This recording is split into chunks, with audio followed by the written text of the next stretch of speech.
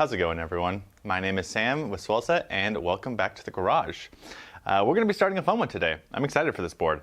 The goal with this one, it's going to be a multi-part series of showing you how to shape your first surfboard. So really excited. Should be a good time. A couple of caveats I want to throw out here right at the start. If you're looking for a professional shaper to teach you all the ins and outs of how to shape a surfboard and make it be perfect, that's not me. I've shaped probably about 30-ish surfboards in my time, and I only do it in my free time. I'm not perfect. I have techniques that are not what industry professionals use. But ultimately, I make surfboards that are fun and they float. So if you're making your first surfboard, you don't care about all the ins and outs and the nitty-gritty, you just want something that floats and looks fun, then keep on watching. In this first episode, we're going to be shaping a surfboard. Start to finish, at the end of this episode, we will have a finished shape ready to go and get either glass it yourself or get glassed. But let's get into it. When I'm shaping a surfboard, the first thing that I always do is figure out my outline. I've got an app that I use called iShaper, which is great for coming up with custom things completely. But for this board, to make it as easy as possible for you to follow along with, I'm using a Blending Curves outline. So blendingcurves.com, they have a bunch of outlines of surfboards, fins even, and stringers. So as you go on there, I'll have a little show you what to do here, at least for what I did for this board. You pick the surfboard outline, you can scroll through a bunch of different options. This is going to be a fish, and a retro fish at that, so I'm picking their first one, which I think they just call Fish A. And I picked it in 5/7. You can click the little template, the 5/7 by I think 20.5 button there.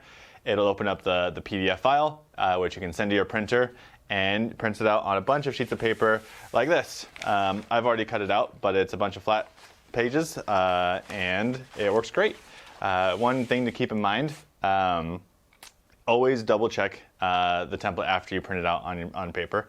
There was some setting on mine that I clicked the 5/7 template and it came out and I measured it, it was 5/4. So I had to re-export it and make sure that all the settings were correct. It was in landscape and that nothing was zoomed in on, and then it came out right on the dial. So double check it, will always keep you safe rather than sorry. But again, this is the first step. It's kind of like preheating the oven. Set this aside and we're gonna break out the planer. So when I'm starting a surfboard, the first thing I always do is I crack out my planer here and I get the board down to thickness. These blanks, this one right here is a 510 RP. They always come a little bit oversized, allowing you to get down to the thickness that you want for your board. And so I think it's a little bit over 3 inches. I want this one to be down like 2.6, 2.7 in that range or so. And so I get down to thickness first and then we do the outline afterwards. You can, by all means, you can just sand this down and then get down to the thickness that way. That takes forever and I do not recommend it. I have right here a modified planer which has an on-the-fly adjustment for the depth. This is a little bit overkill. It's like a $500 tool. You don't need that for your first surfboard. You can go to Harbor Freight or whatever discount tool supplier that's near you and get a standard planer, and that works just great for getting that thickness down to shape. Let's mask up and let's dig into it and get started on the surfboard.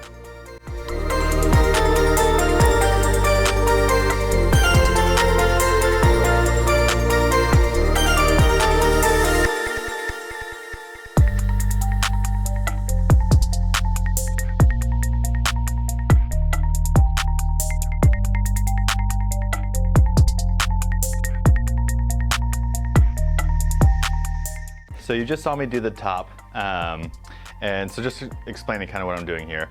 This first pass, and pretty much all the thickness passes, is just kind of removing material. So you do long stripes across the entire length of the board, just trying to get that overall volume lower. And you can go both directions. Because I'm not professional, right? I just don't feel as comfortable with a planer like this as I do like this. So I just try to do the one pass, try to make it as clean as possible. And yeah, another thing to keep in mind is you want to keep your planer at like about a 45-degree angle to the stringer. That way, as you're going across, it just cuts better. It doesn't tear out the foam as much. And similarly, you don't want to go too fast. If you try and rush across the board, you're going to start getting some tear out. And that's bad, because then there's just more for you to plane down and you start losing overall thickness of the board. So gotta be careful with that. But let's keep on doing it.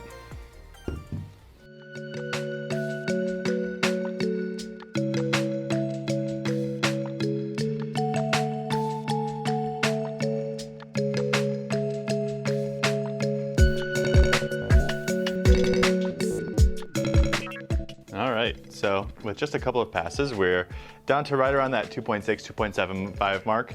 It'll come down a little bit, especially as I clean it up, because that's what I'm gonna do next. I'm just gonna take my, my sander over here. It's literally just a belt sand pad. That's a sander. It's words are hard, man. It's sandpaper for a belt sander that I just cut in half and taped onto a 2x4, glued onto a 2x4. So I'm just gonna go clean up this board. It helps me when I'm drawing on the outline, just to make sure that it's nice and clean and it's a good surface to then do the rocker and the rail bands, which are coming up next. So let's get into it.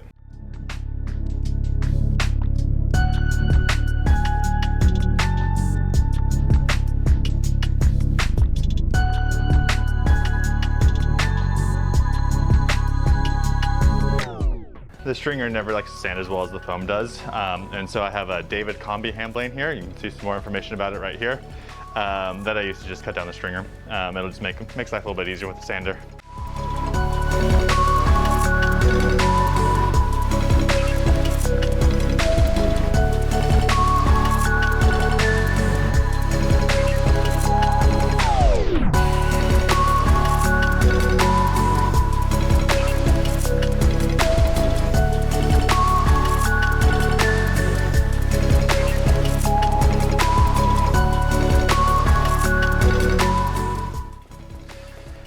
So board is clean enough to at least get the outlet on, the outline on.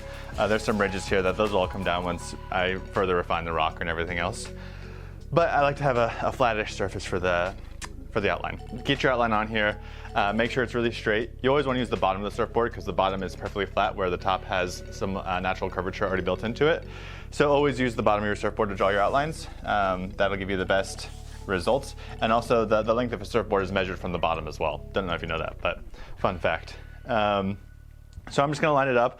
I wanna kind of take no, I'll leave a little bit of rocker in here. So I'm gonna kind of line this up right in the middle of the blank, as opposed to trying to take as much rocker out as possible, which I usually do because California waves are always so flat. But line it up to the middle of the stringer. I just use it to tape it down so it doesn't move at all. Make sure you get it as flat as possible and as straight on the stringer, because that'll just keep your measurements correct throughout the process. These blending curved outlines kind of come off the stringer a little bit, which isn't my favorite. The eye shaper outlines have two pieces of paper the whole way down, and that way there's a straight line on the stringer the whole way through, which I like a little more, but these ones are great as well. So let's just taper down, and then we'll just get a pencil and mark it off. When I grab the pencil, I'll show you, but regular number 2 pencils don't love writing on this foam, and so I went to Hobby Lobby, or you can get them at any art store as well, to get a soft lead pencil. I think the ones I use are like number 6 or number 8 or something like that, and those are so much better for writing on the foam. So let's see, I got it right here anyways. This one right here is a HB. I forget what that means. I've got a little tiny one over here too, but I think it's all scrubbed off on that one as well. But soft lead. Soft lead pencils are what you really want to use for this because that helps a whole lot.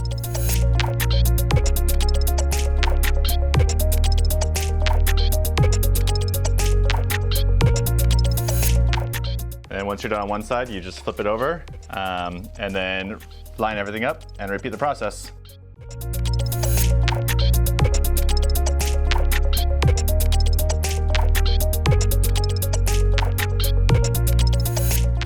And once you're done, you can pull it off and you got a nice outline on there.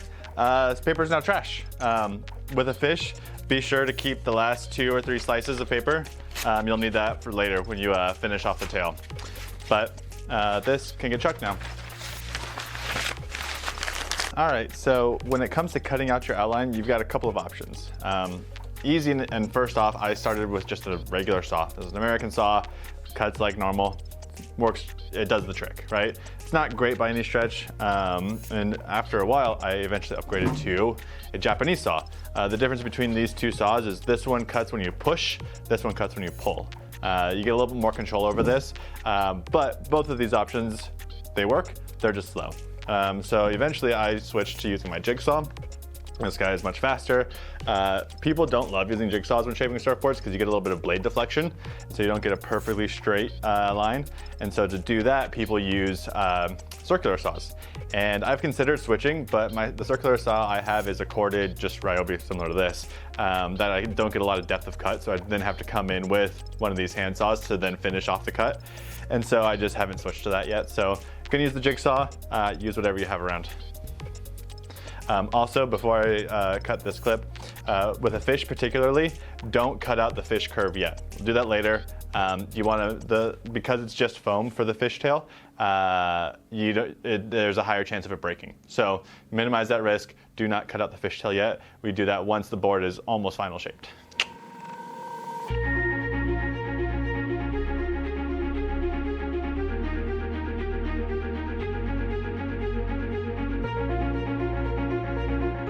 The biggest thing to keep in mind with a jigsaw is you want to try and keep as smooth and straight as cuts as possible. You don't want to be wiggling it much because then it just means more to clean up and clean up with afterwards.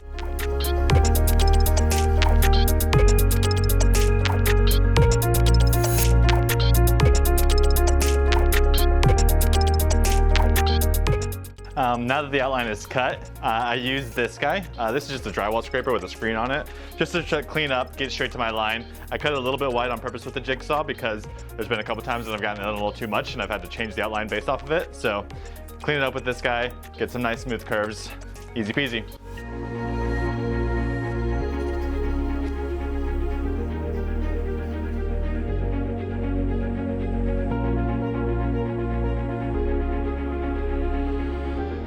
I also always double check my measurements as well afterwards. This is a shaper square. It measures everything out from the stringer, which is really nice and convenient.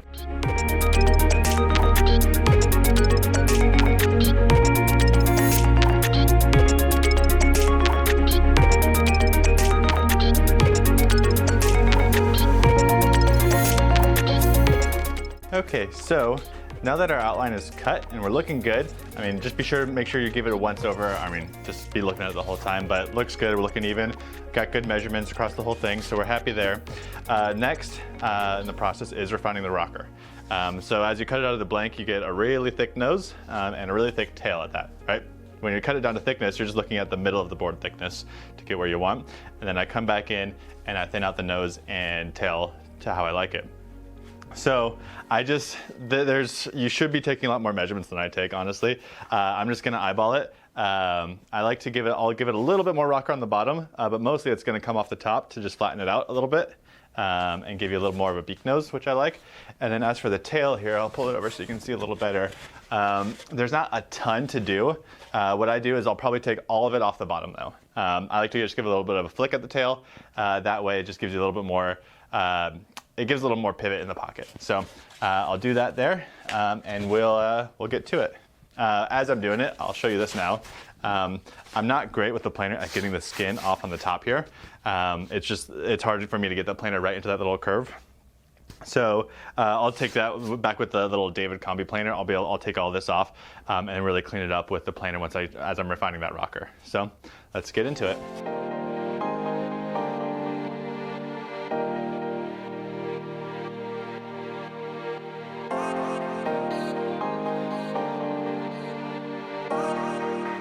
Once I get the shape roughed in with the planer, I use this guy. It's a Flex Pad. Great products for shaping surfboards. I've got some sandpaper-like stuff that they sell Velcroed onto here, and it really does a great job of cleaning up the foam.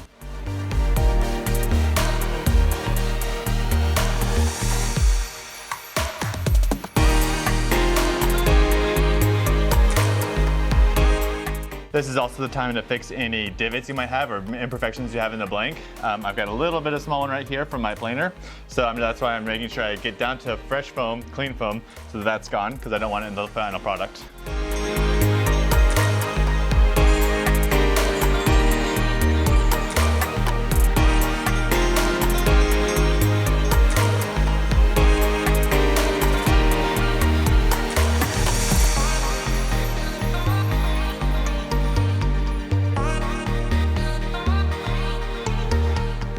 And now, onto the tail.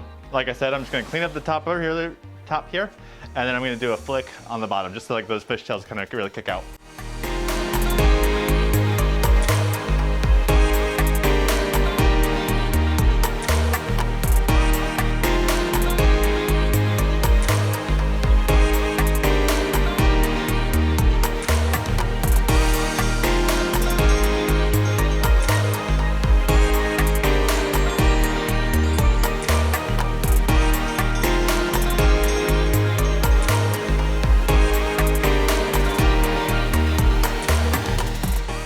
one important detail when it comes to foiling out the tail is you're going to install fin boxes. And so make sure that you don't cut out too much so your fin boxes pop to the top. So more is better than less.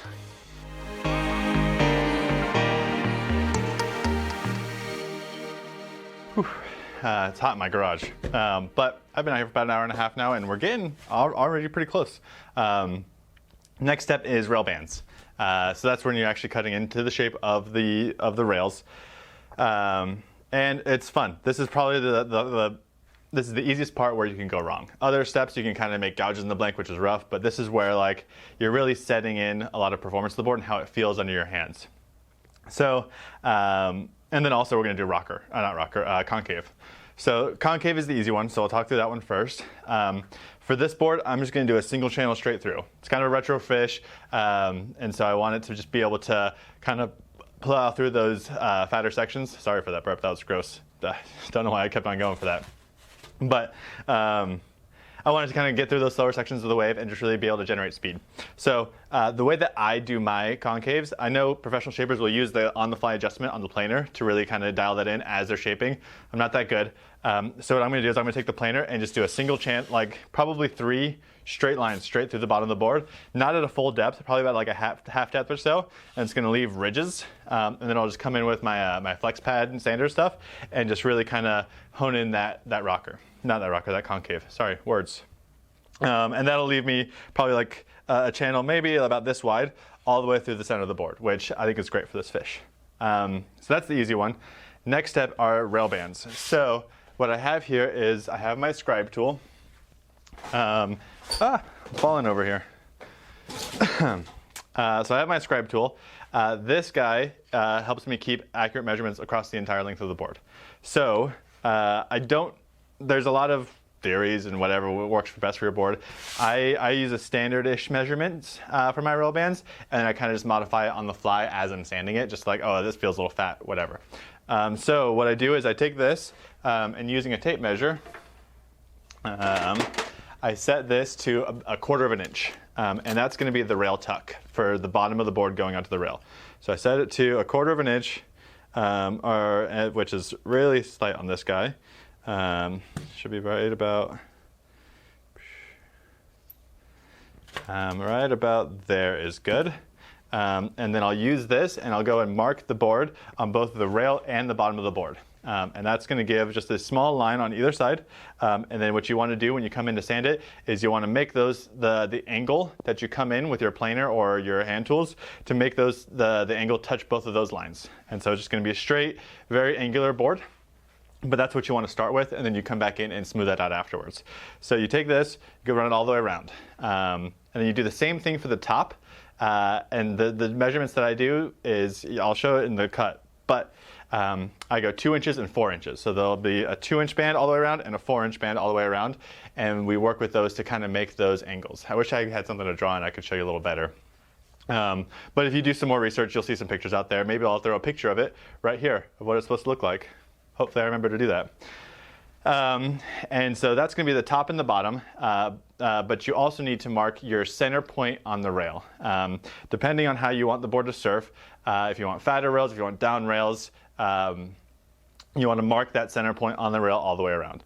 Again, always mark that from the bottom because the bottom is flat, the top has some angle to it. So mark that from the bottom. For this board, it's a traditional fish. I'm going to keep it right at the 50 point. So the board is measuring about 2.6 or so. So I'm going to set this to 1.3 inches and then draw that all the way around the entire length of the board. It's going to fall off towards the nose and around the tail, but that way you just have a nice center line, and that way you have that as reference for when you do the top. As you cut in from that 2-inch mark to that line, then you just want to make that line straight through. So it's a lot of talking. I'll try and show it as I'm doing it. It's kind of hard just because of my setup here, but it's a fun time, and take your time with this one. I do want to talk through a few more tools with this process as well. Frequently online, for all of shaping, but especially for rail bands, I see this. This is a Stanley Surform. It's always recommended as a shaping tool. And I honestly disagree with most people that say that. This thing, it's really long, it's really thin. It can be kind of hard to manage. and it's really good at gouging your blanks. Especially the blade that comes with this, it's designed for wood.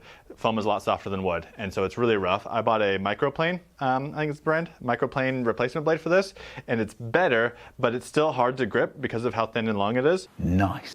And then also, like from here, I just don't feel like I have the control that I need to. So I don't love this tool. What I do love is there's another form of it. It's a smaller one.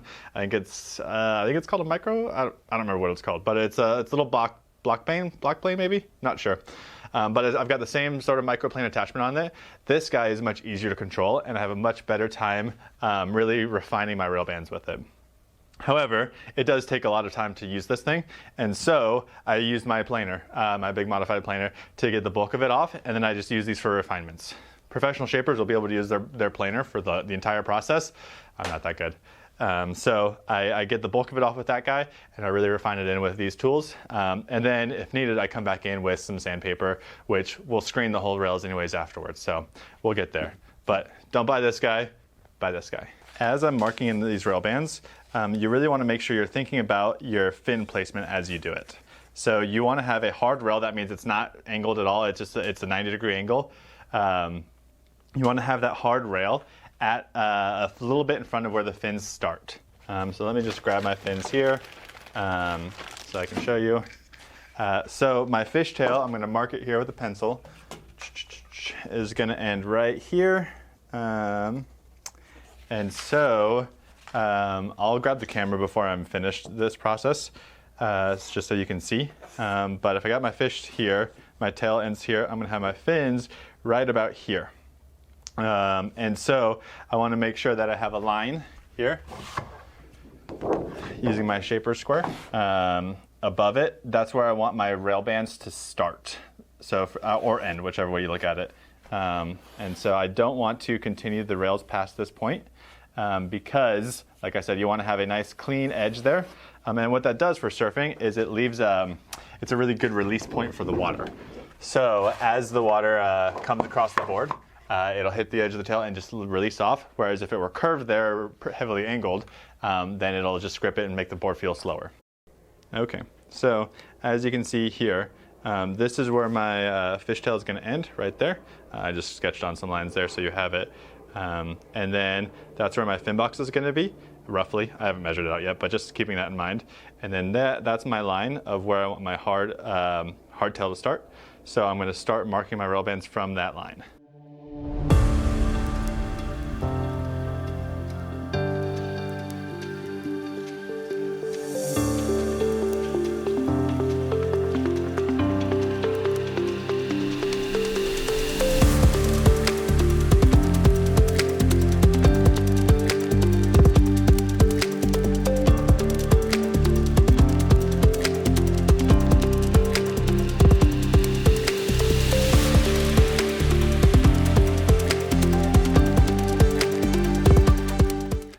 So I just did that one pass to the planer, and we're close, but I just wanted to show you before I start doing this all by hand and kind of loosen some of these lines.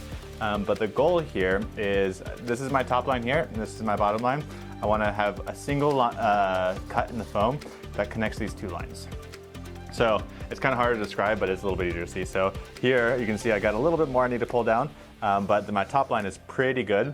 Because of that, I'll just come in with my little hand Surform. I'll just grab it and show you really fast. And then I can just kind of refine this line a little bit. And I'll do that across the whole board, just to make sure that that is nice and even across the entire thing. And then I'm going to do the same thing up top here. I'll show it to you. This is my 2-inch line, and this is my center line. I want to remove all that foam to connect these two here. And then once that chunk is taken out, I draw a second line. I freehand the line right here where there would not be foam in the future. And then I connect this line to this 4-inch one right here. So that's the goal with these rail bands. It's to give yourself a nice little angular curve, which you can then come back in with sandpaper and refine into a nice, even curve that feels nice under your hand. So let's keep going.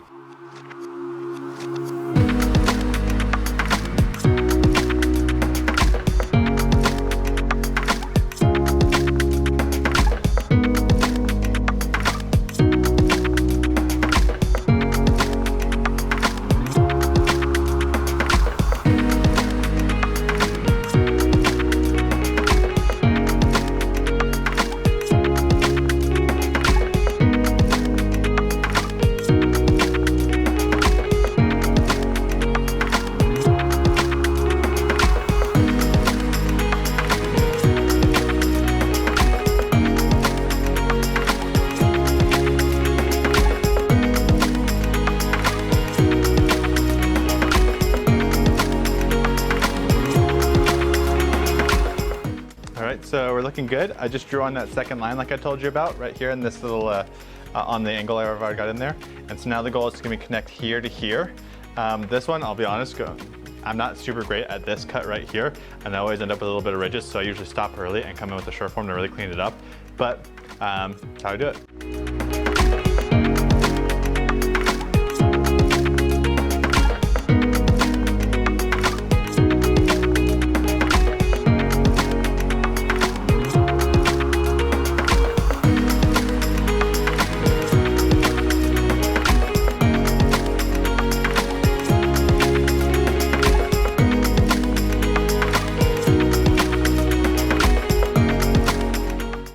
So I'm gonna try and do this over the shoulder view while I cut the fishtail in, but see how it works. But any stretch, cutting out the fishtail now. We got the rail bands cut in. We'll come back in with the sander after. And you can kind of see my groove still left here from me cutting in the concave. But this is where, like I said, we're gonna cut in the fishtail. So I've got my template still here. Like I said, we needed to save this. And so I'm going to trace the fish line. Let's just do this live, why not, right? We're good at this. I can talk and work at the same time. Famous last words. So line it up with your rail. This is another good reason why it's nice to leave the hard rail at the end, is because it makes it really easy to line this guy back up. Okay, and then obviously flip her over. Okay, so there's that.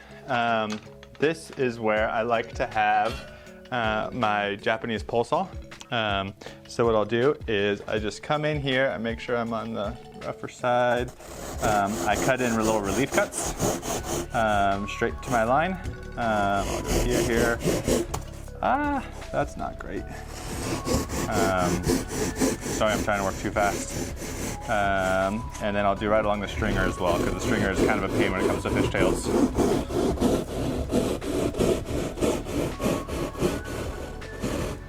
That'll hopefully just sand out when I come in fixing up with the concaves.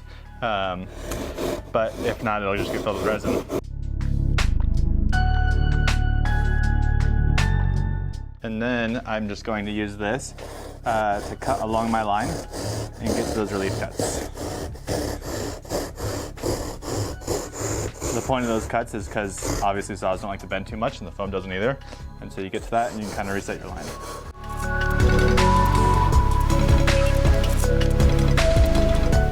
I'm going to clean up that foam a little bit first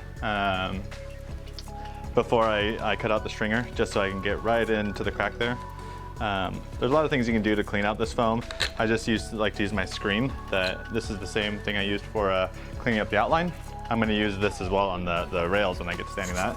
But it's just nice because it's thin and it can really get in there, and it does a good job at removing material. You do want to be careful here, even though you're going to continue to shape this down. You don't want to over curve anything. So try and keep as vertical as possible, as best as you can.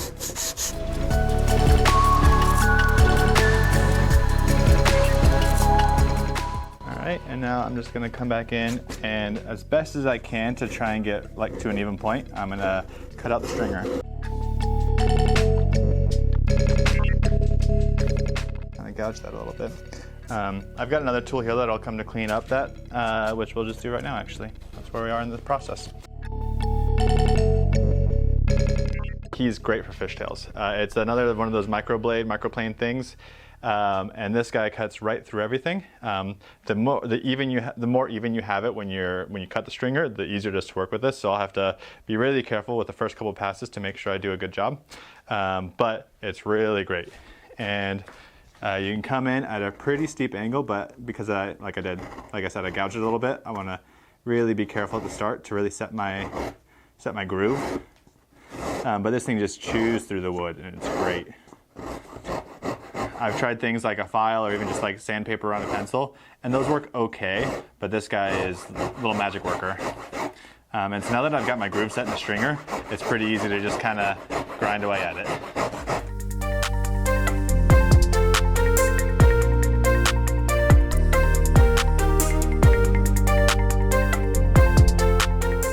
All right, so now that I've got the basic shape cut in there, there's a lot of this foam right here that just needs to get taken off. I'm gonna try and do a technique that I've tried a couple times in the past, and it works pretty well. but it can also go really wrong really fast, where you just kind of take your saw and you kind of just shave it off, like you're just doing a little bit here and there.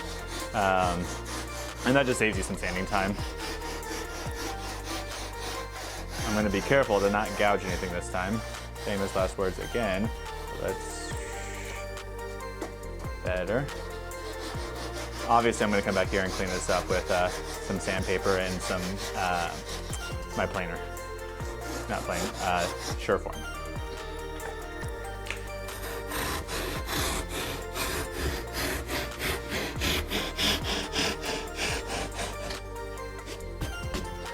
Let's just do that now. I don't want to take too much off.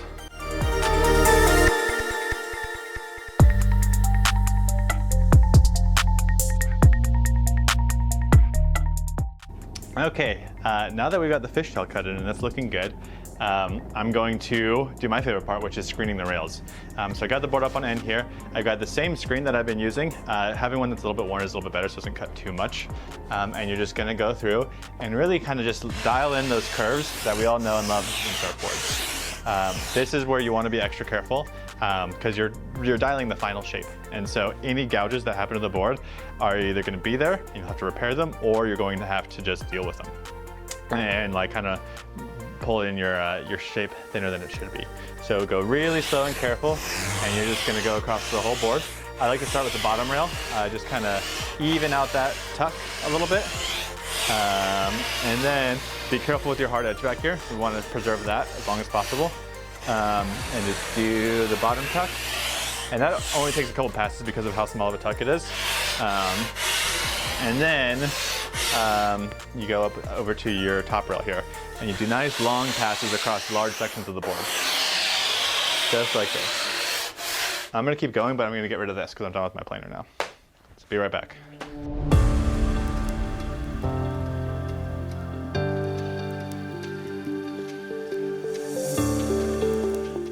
So you really want to focus on either the top or the bottom at a time.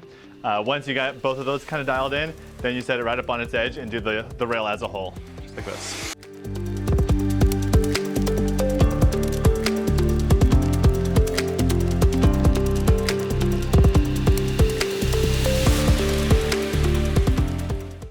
And this is where you really want to get handsy with the board because your hands are great at feeling any sort of bumps or fat pieces. So yeah, touch it up and down lots of times. You really want to get to know the board here.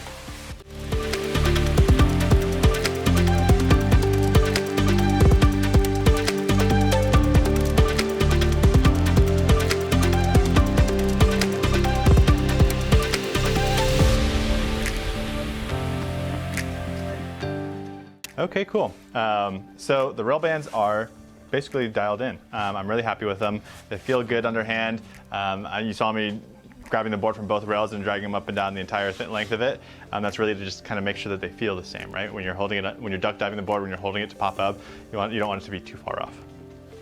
So now I'm just going to scrub it down for the final time. I've got 2 blocks of this flex pad. This is a hard one, this is an extra soft one. I think I've got 120 grit on this and 240. So I'm gonna do the final sanding with this. After I finish with the hard pad, I'm gonna put gloves on because the oils in your hand can kind of cause some smudges on the board. So gloves on, and then I come in and dial in the final shape with the soft pad. And then that's shaping. We're almost there. Let's get back into it.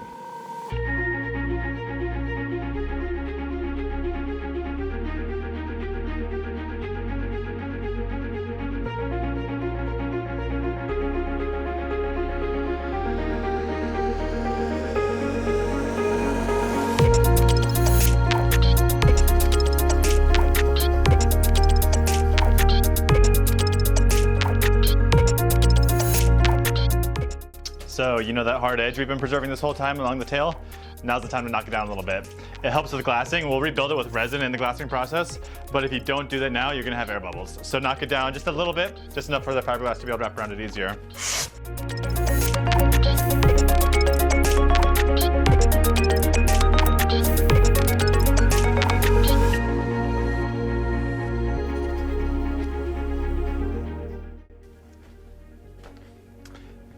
The last step you never want to forget, signing it and writing the measurements down.